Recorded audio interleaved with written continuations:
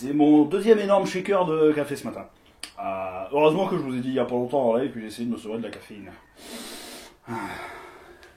Salut mes petits laidrons. Ouais.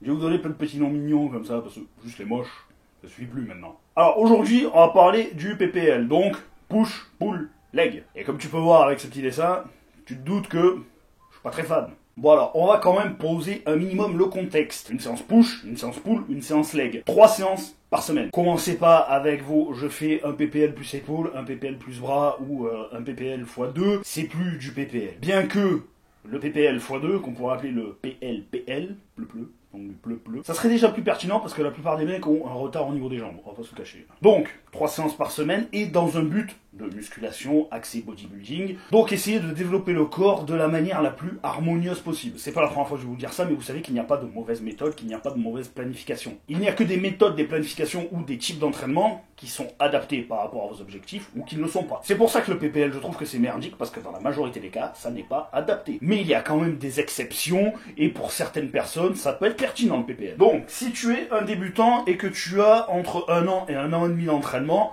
t'as commencé sûrement schéma classique, full body, ensuite t'as fait du half body, et l'étape suivante, forcément, c'est du PPL, avant de passer sur un split spécifique. Ensuite, pour les pratiquants confirmés, donc quelqu'un qui sait s'entraîner par rapport à ses points forts, ses points faibles, ses conflits morpho-anatomiques, sa morphologie, tout ça. Aujourd'hui, avec 19 ans d'entraînement, putain, déjà 19 ans, ça rajeunit pas tout ça. Hein. Je peux m'entraîner en PPL, alors qu'il y a 5 ou 10 ans, je ne pouvais vraiment pas. Un pratiquant confirmé, ça ne se chiffre pas en années, ça dépend vraiment de votre évolution, de si vous avez atteint vos objectifs ou pas. Clairement, ça n'est pas quantifiable. Parce qu'il y a certaines personnes qui pratiquent depuis 10 ou 15 ans et qui en fait sont toujours des débutants. On va sortir un peu du contexte. Si tu fais un autre sport, donc tu as 1, 2, 3 séances d'entraînement de ton autre sport dans la semaine, le PPL, ça sera plus adapté, bien que je partirai plus sur du half body. Parce que 6 jours d'entraînement dans la semaine, selon ton niveau, ça commence à faire beaucoup. Bien que j'ai connu un rugbyman qui s'entraînait en PPL,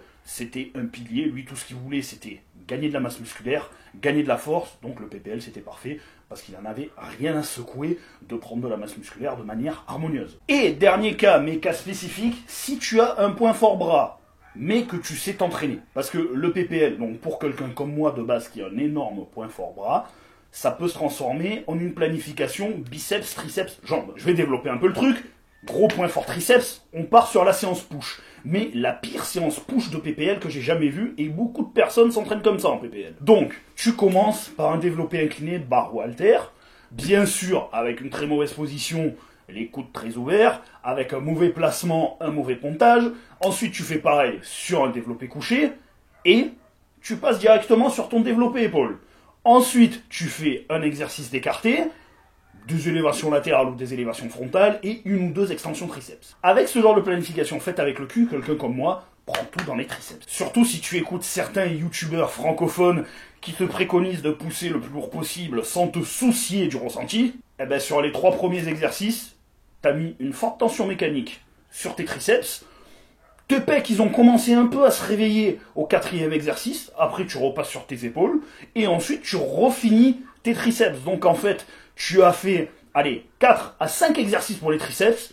Et les pecs et les deltoïdes ont très peu forcé. Et bien sûr, parce qu'il faut surtout pas faire de pré-fatigue. La pré-fatigue, c'est fait uniquement pour les charger. Et c'est la même sentence pour le dos. Si tu as un point fort biceps, qu'en plus de ça, tu as des clavicules courtes, donc en général, les trapèzes sont très forts, eh ben, tu vas rien prendre dans le dos et tu vas ressembler à Nick Walker. Des énormes bras, des énormes épaules, mais pas de dos. Ouais, ça, on va en parler 2 minutes parce qu'il y a très peu de professionnels qui savent s'entraîner intelligemment. Quelqu'un comme Nick Walker devrait arrêter d'entraîner biceps, triceps, épaules. Et peut-être qu'il arriverait à rattraper un peu son point faible pec et son point faible grand dorsal. Donc avec le PPL, si tu as un point fort bras et que tu sais pas t'entraîner, tu vas te retrouver à augmenter tes points forts qui sont tes bras et ne pas progresser sur tes points faibles, et tu vas te retrouver avec les mêmes proportions qu'un Nick Walker, qu'un Kevin Lebron ou qu'un Lee Priest. Le genre de physique que je déteste vraiment. Des toutes petites clavicules, pas de cage thoracique, des énormes épaules et des énormes bras. C'est dégueulasse. C'est totalement personnel. C'est le genre de physique que je ne supporte pas. Et si j'avais pas compris ça très tôt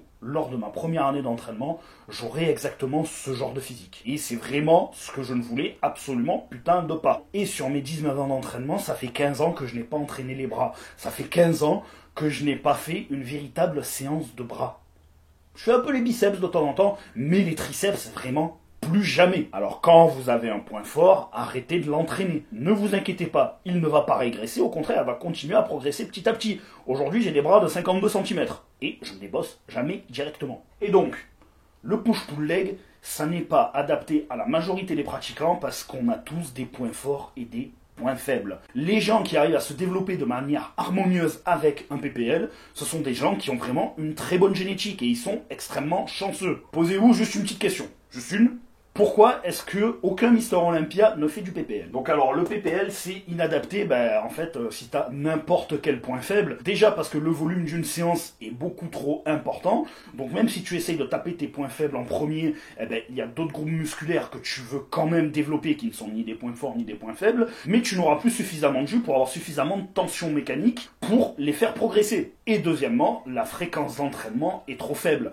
Parce que pour faire progresser un point faible, il faut l'entraîner à peu près tous les 4 jours. Bon, je vais pas vous faire la liste, parce que en gros, si tu as un point faible ischio, quad, pec, dos, deltoïde, en fait, quoi qu'il arrive, t'es baisé. La fréquence d'entraînement ne sera pas suffisante, et ensuite le volume d'une séance est beaucoup trop élevé, donc forcément, tu auras quand même des groupes musculaires à la traîne, même si à la base ce ne sont pas des points faibles. Donc, le push-pull leg, ça n'est vraiment pas adapté si vous voulez vous développer de manière harmonieuse, et si jamais vous ne pouvez vraiment vous entraîner que 3 jours par semaine, dans ce cas-là, il faut opter pour un split qui est vraiment spécifique. De cette manière, on pourra limiter les dégâts, et on pourra quand même progresser un minimum. Mais l'idéal, ça restera toujours le split, diviser pour mieux régner. J'aime pas être catégorique, mais pour le coup, il n'y a vraiment que ça de vrai.